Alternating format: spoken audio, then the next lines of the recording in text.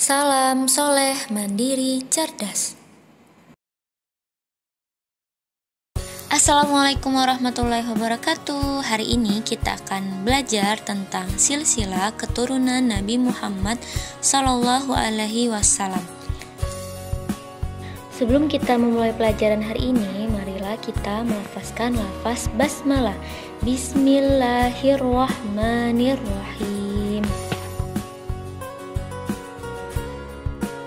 Nabi Muhammad SAW lahir pada hari Senin tanggal 12 Rabiul Awal tahun Gajah atau bertepatan dengan tanggal 20 April 571 Masehi. Ayah Nabi Muhammad SAW bernama Abdullah bin Abdul Muthalib dan ibunya bernama Aminah binti Wahab. Setelah menikah dengan Aminah, Abdullah pergi berdagang ke negeri Syam. Dalam perjalanan pulang, Abdullah sakit hingga meninggal dan dimakamkan di Madinah. Abdullah wafat ketika masih berusia muda. Saat itu, Aminah sedang mengandung Nabi Muhammad SAW.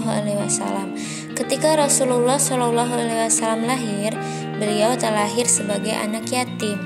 Nah, kakek Nabi Muhammad SAW bernama Abdul Muthalib.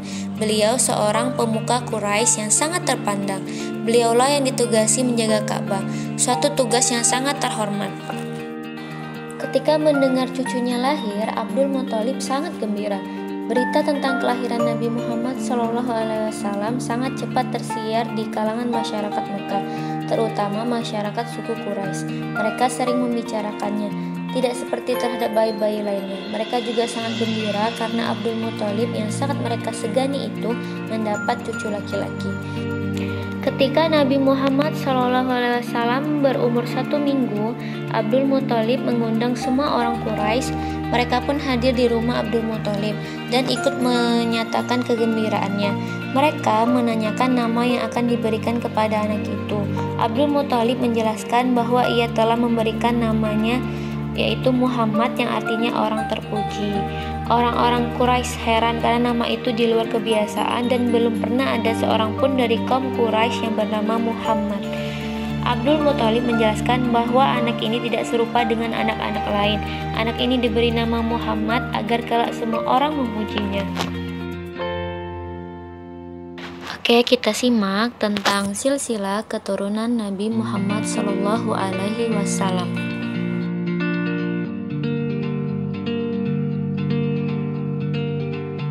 Bunda akan menjelaskan tentang silsilah keturunan Nabi Muhammad SAW.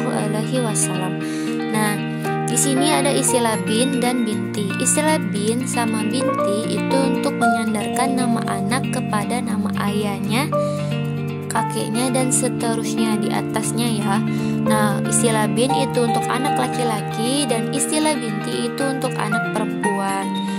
Nah, di sini dapat dilihat dari bagan itu kakek buyutnya Nabi Muhammad pada yang paling atas yaitu Kilab bin Murrah itu menikah dengan Fatimah binti Sa'ad.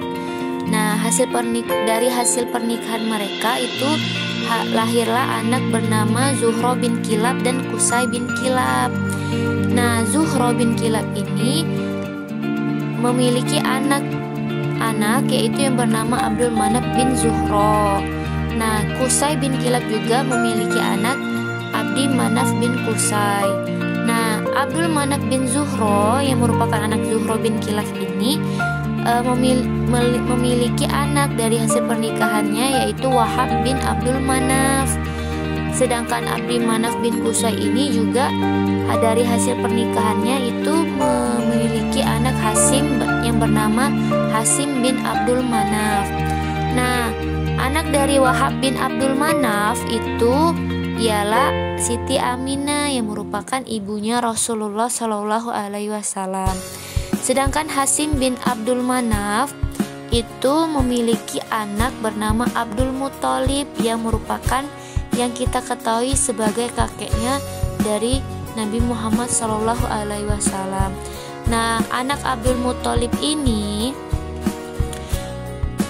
ialah Abdullah, Abu Thalib, Az-Zubair, Haris, Hamzah, Abbas, Abu Lahab, dan 6 anak perempuan lainnya. Nah, Anak Abdul Muthalib yang bernama Abdullah itu menikah dengan anaknya Wahab bin Abdul Manaf, yaitu Siti Aminah. Jadi nama ayahnya Nabi Muhammad ini Abdullah, nama ibunya Nabi Muhammad merupakan Siti Aminah. Dari pernikahan Abdullah dan Siti Aminah itu lahirlah Nabi Muhammad SAW. Ya, jadi dapat dilihat dari bagian ini nama pamannya Nabi siapa, nama kakek Nabinya siapa ya, anak soleh. Paham kan sampai di sini? Jadi dapat disimpulkan kalau Nabi Muhammad SAW dilihat dari silsilah keturunannya merupakan keturunan dari orang-orang yang terpandang di bangsa Arab terdahulu. Nah, di sini juga dapat dilihat kalau Nabi Muhammad itu keturunan dari Hashim yang merupakan cikal bakal Bani Hashim, dan Bani Hashim tersendiri itu merupakan suku yang terpandang di suku Quraisy yang ada di Makkah.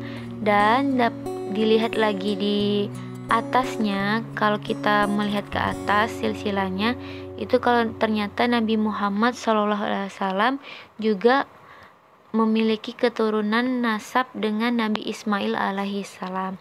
Oke, semoga kalian paham ya mengenai silsilah keturunan Nabi Muhammad SAW.